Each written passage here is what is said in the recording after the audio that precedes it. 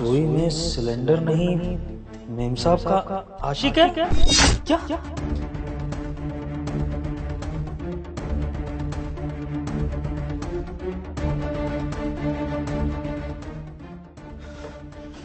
सना, अरे तुम आ गए। चलो अच्छा हुआ, मैं खाना भी जस्ट अभी बन के रेडी हुआ है तो मैं सर्व कर देती हूँ। तुम जाके बैठो ना, किचन में क्यों आ गए डायरेक्ट? सना मुझे गैस लीक होने की स्मेल आ रही है, मुझे जरा सिलेंडर चेक करना कबर्ड में, हटना जरा। अरे कैसी बात कर रहे हो, अभी खाना बनाया मैंने और मुझे तो कोई स्मेल नहीं आ रही ऐसी गैस की। लेकिन मुझे आ रही है, इसलिए मैं अपनी तसल्ली के लिए चेक करना चाहता हूँ कि गैस लीक हो रही है, क्या प्रॉब्लम है। तुम हटो, मेरे को चेक करने दो। हट। अरे क्यों सिलेंडर चेक करना है? तुम ऑफिस से आए हो, थके हुए हो, क्या फालतू की चीजें लेके बैठ गए हो? और मैं सुबह से घर पे हूँ, मुझे नहीं पता क्या कि घर पे सिलेंडर लीक हो रहा है या नहीं हो रहा है? हाँ सना, तुम मुझे सिलेंडर को छूने क्यों नहीं दे रही हो? कबर्ड में सिलेंडर ही रखा है या फिर कुछ और रखा है जिसे तुम छुपा रही हो और मैं उसे देख ना पाऊँ, ये तुम कोशिश कर रही हो? ये कैसी घटिया बात बोल रहे हो तुम? हाँ ये हमारा घर है, तुम्हारे और मेरे अलावा कोई नहीं रहता और बस कमला काम करती है। 3 ही लोग हैं घर में, चौथा कौन होगा? शक कर रहे हो तुम मुझ पे, इल्जाम लगा रहे हो? हाँ लगा रहा हूँ, इल्जाम लगाना पड़ेगा क्योंकि मुझे मेरी बीवी की हरकतें ठीक नहीं लग रही हैं। इस घर का मर्द हूँ मैं और मर्द होने के नाते मेरा फर्ज बनता है कि घर की हर चीज़ को मैं इंश्योर करूँ कि वो हमारे लिए सेफ है कि नहीं। तो मैं अपनी सेफ्टी पर्पज से चेक करना चाहता हूँ कि वो सिलेंडर में गैस लीक कर रही है कि नहीं, और तुम मुझे चेक नहीं करने दे रही हो, तो जिससे मुझे शक पैदा हो रहा है कि कोई गड़बड़ है। ऐसी बात नहीं है, मैं बस ये चाहती हूँ कि तुम ऑफिस से आए हो, पूरे दिन काम किया तुमने, तुम थक गए हो। I just want you to be at peace, you know. तुम जाओ आराम से बैठो, मैं खाना लाती हूँ गरम गरम और तुम खाना खाओ, फिर सो जाना, या फिर उसके बाद देख लेना, देखना है तो। अभी तुम जाओ ना। मुझे इससे कोई प्रॉब्लम नहीं है कि मैं थका हारा आया हूँ और मैं घर की सेफ्टी के लिए कुछ चेक करूं, लेकिन तुम्हें इस चीज से बहुत ज्यादा प्रॉब्लम हो रही है सना। और अब मुझे गुस्सा मत दिलाओ, चुपचाप से मेरे रास्ते से हटो और मुझे सिलेंडर चेक करना है। हटो। विभोर, समझ नहीं आता तुमको एक बार में? हाँ डांटना पड़ेगा क्या हर चीज के लिए? बच्चे हो तुम, कह रही हो ना अभी ऑफिस से आए हो और वैसे भी जूते पहन के तुम किचन में आ गए हो, तुम्हें शर्म भी नहीं आ रही है? जाओ बाहर, जूते उतारो, फ्रेश हो जाओ और मैं खाना लेके आ रही हूँ। सना, कहीं तुमने सिलेंडर की जगह अपना कोई आशिक तो नहीं छुपा रखा जिसको छुपाने के लिए तुम ये सब ड्रामा कर रही हो? विभोर कोई नहीं है वहाँ पे, पागलों वाली हरकतें मत करो। मुझे समझ नहीं आ रहा कि ऑफिस से आते ही तुम्हें क्या हो गया है, क्यों अजीब तरीके से बिहेव कर रहे हो? सुन मेरी बात, मुझे अच्छे से पता है कि तू अंदर छुपा हुआ है। तू जो कोई भी है चुपचाप बाहर निकला, क्योंकि अगर तू खुद से बाहर नहीं आया तो मैं तुझे बाहर निकालूंगा। तेरी बेहतरी इसी में है कि बाहर निकल जा, तेरी और तेरी आशिक दोनों के लिए अच्छा होगा ये। निकल बाहर। तुम पागल हो गए हो क्या? कुछ भी बोले जा रहे हो, ऐसा कुछ नहीं है विभोर। सुना, मैं तुझे आखिरी बार बोल रहा हूँ, बाहर आ रहा है या नहीं?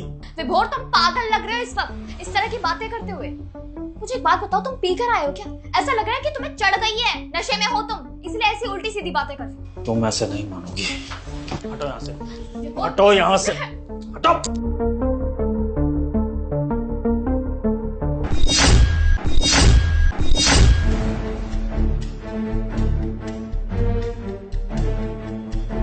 बाहर निकल, निकल बाहर, निकल बाहर, निकल। चल चल। विभोर, विभोर, चल विभोर, चल। विभोर, क्या कर रहे हो तुम? छोड़ो उज्जवल को, दिमाग खराब हो गया है क्या?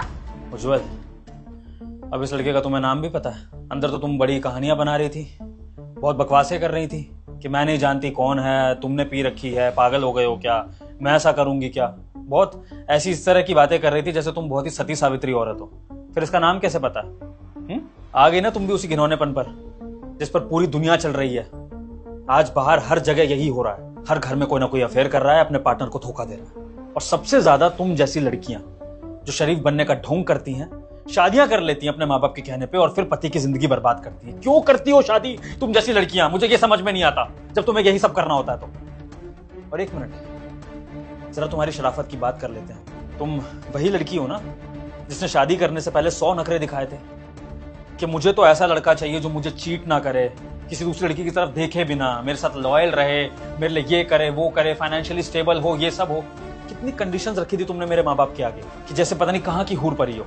लेकिन फिर भी हमने तुम्हारी सारी कंडीशंस पूरी करी, मैंने सारा लॉयल्टी टेस्ट दिया, मैंने तुम्हें अपना फोन तक चेक करा दिया, मैंने तुम्हें अपना बैंक बैलेंस दिखाया, मैंने अपने रिश्तेदारों से मिलवाया, दोस्तों से मिलवाया, सब कुछ कराया, अपने ऑफिस तक तुम्हें ले गया ये दिखाने के लिए कि मैं कितना शरीफ इंसान हूं और मैं तुम्हारे काबिल हूं कि नहीं। और उसके बाद तुमने अपने माँ बाप की सहमति से मुझसे शादी करी थी। जब यही सब करना था तो वो सब ड्रामे क्या थे? क्या बन के दिखाना चाहती थी अपने आप को? हैं? हम मर्द पागल हैं जो हम लॉयल्टी टेस्ट देंगे? जब तुम जैसी लड़कियां धोखा दे रही हो, सरेआम धोखा दे रही हो, तो फिर लॉयल्टी टेस्ट हम मर्द क्यों देंगे? तुम दोगी ना। चलो छोड़ो, अब क्या वजह थी अफेयर करने की? सब कुछ था तुम्हारे पास, तो अब क्यों किया अफेयर? Shut up. कोई अफेयर नहीं है ये। ऐसा नहीं कि तुमसे शादी होने के बाद मैं इससे मिली हूं और उसके बाद हमें प्यार हुआ। जब तुम मेरे घर रिश्ता लेके आए थे ना, उससे भी 2 साल पहले से ही हम दोनों एक दूसरे से प्यार करते थे, रिलेशनशिप में थे हम और शादी भी करना चाहते थे। वो तो घर वालों ने जबरदस्ती मेरे सर पे तुम्हारा रिश्ता लाके मार दिया। और वो जो तुम कह रहे हो ना कि मैंने लॉयल्टी टेस्ट लिया था, बहुत सारे ड्रामे किए थे, वो सब इसीलिए किया था ताकि तुम या तो लॉयल्टी टेस्ट में फेल हो जाओ या फिर तुम खुद ही थक हार के रिश्ते के लिए मना कर दो। लेकिन नहीं, तुम उन लड़कों में से निकले जिससे कभी अपनी लाइफ में कोई लड़की पटाई नहीं गई। किसी लड़की से तुम प्यार नहीं कर सके और ना ही किसी लड़की को खुद से प्यार करवा सके। तो लव मैरिज का तो चांस ही नहीं था। बचा ऑप्शन अरेंज मैरिज का। अरेंज मैरिज में तुमको एक लड़की मिल गई, अच्छी, सुंदर और सारी क्वालिटीज थी, तो तुमने भी लॉयल्टी टेस्ट में 100% दी और मेरे माँ बाप को ऐसा यकीन दिला दिया कि तुम ही मेरे लिए परफेक्ट पार्टनर हो।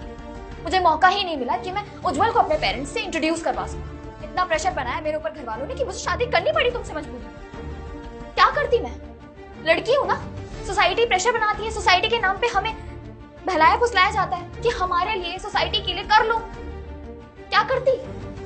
बस इसीलिए मैंने तुमसे शादी की और प्लान यही था मेरा कि मैं कुछ वक्त बाद तुम्हें सच बताऊं और उसके बाद डाइवोर्स ले लूं। ठीक है, मान लिया शादी के पहले का अफेयर था, प्रेशर में शादी कर ली ये भी मान लिया था, लेकिन दिल नाम की चीज तो होगी ना तुम में, क्योंकि तुमने इससे दिल लगाया है। तुम्हें ये नहीं दिखा कि शादी के बाद एक आदमी तुम्हारे लिए दिन रात कितना कुछ कर रहा है, पागलों की तरह तुम्हारे आगे पीछे दौड़ता है इस आस में कि तुम्हारा प्यार मिल जाए, तुमसे 2 घड़ी बैठ के बात कर लूं, हंसी खुशी अपनी जिंदगी बिता ले, अपनी फैमिली को आगे बढ़ाए।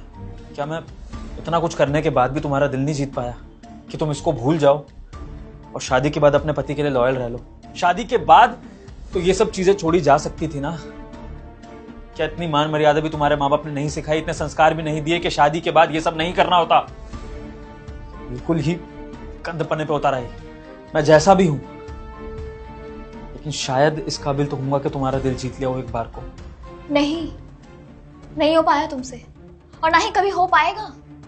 तुम उस लायक ही नहीं हो। देखो खुद को, माना कि तुम्हारे अंदर एक परफेक्ट हस्बैंड बनने वाली बाकी सारी क्वालिटीज होंगी, लेकिन हर इंसान का एक टाइप होता है, उनकी खुद की पसंद होती है और तुम उस टाइप के हो ही नहीं कि मैं तुम्हें पसंद कर सकूं। देखो अपने आप को, अपना पहनावा देखो, चश्मा देखो, ऐसे इतने सिंपल टाइप के बंदे से मैं कभी प्यार कर ही नहीं सकती। और वैसे भी ये कोई पुराना जमाना नहीं चल रहा, आज का जमाना है। शादी हो गई तो क्या हुआ? इसका मतलब ये थोड़ी है कि मैं कुछ नहीं कर सकती। किसी से प्यार करती हूँ तो उससे मिलूंगी, मैं करूंगी उसके साथ टाइम स्पेंड, जो मेरा दिल करेगा मैं वो करूंगी। तुम्हें जो करना है ना करो। और अब तो तुम्हें पता चल ही गया है ना, तो अब तुम्हारी नजरों के सामने मैं इसे घर पे बुलाऊंगी, तुम्हारे सामने बैठकर टाइम स्पेंड करूंगी, जो करना है सब करूंगी। तुम मुझे नहीं रोक सकते। तुम्हें तो पता ही होगा, अगर तुमने मेरे खिलाफ जाने की कोशिश की तो मैं अपने राइट्स का बहुत अच्छे से यूज कर सकती हूँ तुम्हारी खिलाफ। सुन लिया सासू माँ आपने? अपनी बेटी के अच्छे वचन, अपनी बेटी की अच्छी सोच। ये वही बेटी है ना आपकी जो शादी से पहले सती सावित्री बनने का नाटक कर रही थी, अपने आप को बहुत अच्छा दिखा रही थी, बहुत शरीफ दिखा रही थी। सुन लीजिए, आंखों पे पट्टी चढ़ा रखी थी आप लोगों ने इसके प्यार की, और ये आपको बचपन से ही धोखा देती आ रही होगी। जिस तरह की बातें कर रही है ना, मुझे लगता है कि बचपन से ही इसने ये सब हरकतें शुरू कर दी होंगी। स्कूल, कॉलेज, जॉब, हर जगह इसने यही सब किया होगा, तभी आज ये खुलेआम इस तरह की बातें कर रही है। पर कोई बात नहीं, आपकी बेटी है, आप जाने। मुझे फर्क नहीं पड़ता कि आपकी बेटी क्या बोलती है, क्या सोचती है, क्या करती है। वो आपकी बेटी की लाइफ है और वो आपकी टेंशन है। मेरा काम था आपको ये बताना कि ये सब कुछ जो आपकी बेटी ने बकवास करी है, ये सब कुछ मैंने रिकॉर्ड कर लिया है। अब ये जाएगा पुलिस स्टेशन और उसके बाद ये कोर्ट में जाएगा ताकि हमारा डिवोर्स हो बहुत अच्छे से और एलिमनी के नाम पर आपको और आपके खानदान को सिर्फ बदनामी नसीब हो। फोन रखता हूँ सासू माँ, मिलते हैं कोर्ट में। हैरान हो गई ना तुम्हारी माँ तक कैसे बातें पहुंचा दी मैंने। बड़ी शर्म भी महसूस हो रही होगी। वैसे तुम जैसी लड़की को शर्म महसूस होगी नहीं, क्योंकि जो अपने पति और अपनी नौकरानी के आगे इस तरह की घिनौनी बातें कर सकती है अपने आशिक के साथ खड़े होकर, तो अपनी माँ की भी क्या शर्म करेगी। लेकिन फिर भी मैंने ये दाव खेला अपनी सेफ्टी के लिए, क्योंकि शक तो मुझे कमला के बताने पर ही हो गया था। भगवान का लाख लाख शुक्र है कि मेरे पास एक लॉयल नौकरानी थी जिसने आज मुझे बचा लिया, वरना अगर इस घर में मैं अकेला रह रहा होता तुम्हारे भरोसे तो कोई बड़ी बात नहीं, तुम दोनों मिलके मुझे भी ड्रम में डाल देते या कुछ और कर देते मेरा। बहुत बहुत धन्यवाद आपका कमला जी, जो आपने मुझे बचा लिया। क्या है ना कि जब अपने ही भक्षक बन जाते हैं तो गैरों को आकर रक्षा करनी पड़ती है। क्या पता भगवान ने ही आपको मेरे लिए भेजा हो, मेरे कुछ अच्छे कर्म हो जो काम आ गए। और हाँ, क्या कह रही थी तुम? खुलेआम तुम इसके साथ इस घर में रहोगी और जो तुम्हारा मन करेगा वो करोगी? बिल्कुल भी नहीं। ये जो प्रूफ्स है ना मेरे पास, इसके भरोसे अब मैं कोर्ट तक जाऊंगा और तुम्हारी धज्जियां उड़ाऊंगा, और कल ही जाकर मैं ये सब कुछ सबमिट भी कर दूंगा। तो अगर कल से तुम और तुम्हारे आशिक इस घर में दिख भी गए ना, तो याद रखना ये पूरी सोसाइटी इकट्ठी कर लूंगा, और कोई बड़ी बात नहीं कि पुलिस तुम दोनों को डंडे मार के यहाँ से बाहर निकाले। निकलो यहाँ से, गेट आउट। ओ, हम क्या किसको दे रहा है बे? सामने औरत खड़ी है तो चिल्लाएगा, क्या कर लेगा तू? फिर ये हेकड़ी है ना, 1 मिनट में निकलवा दूँ। अभी फोन करूँगा ना, 10 बंदे नीचे खड़े मिलेंगे। जानता नहीं है मुझे। बहुत गर्मी है ना तेरे में, दिखाइयो जब पुलिस के डंडे पड़ेंगे। और जो तू इतना चौड़ा हो रहा है ना, ये रिकॉर्डिंग तेरे घर भी जाएगी। तेरा भी तो कोई घर परिवार होगा ना, तेरी माँ बहन, तेरा बाप है, या फिर तेरी मेरी बीवी की तरह कोई और गर्लफ्रेंड्स। क्योंकि तेरे जैसे इंसान पर भरोसा करना आसान नहीं है। तू क्या जाने सच्चा प्यार क्या होता है। क्या पता तूने इसकी जैसी और फांस रखी हो पैसों वैसों के लिए, तो उसको भी सच्चाई पता लगी जाएगी। तो तू भी डर के रह, क्योंकि अगर ये रिकॉर्डिंग्स तेरे घर पहुंच गई ना, तो तेरे घर वाले ये नहीं सोचेंगे कि तू कहाँ का गुंडा है। उनके लिए तो उनका बेटा, उनका भाई है, और जब उनको तेरी ये सच्चाई पता लगेगी तो वो भी तुझे छोड़ेंगे नहीं। तेरी भी जिंदगी बर्बाद होके रहेगी। और अभी भी अगर ज्यादा चर्बी है तो उठा मेरे पे हाथ। मेरे एक चिल्लाने पे ना 10 लोग इकट्ठे होंगे और तुझे घसीटते हुए लेकर जाएंगे पुलिस स्टेशन तक। आजमाना है तो आजमा ले, वरना अपनी बंदी को लेके बाहर निकल यहाँ से। निकलो दोनों। चलो सना।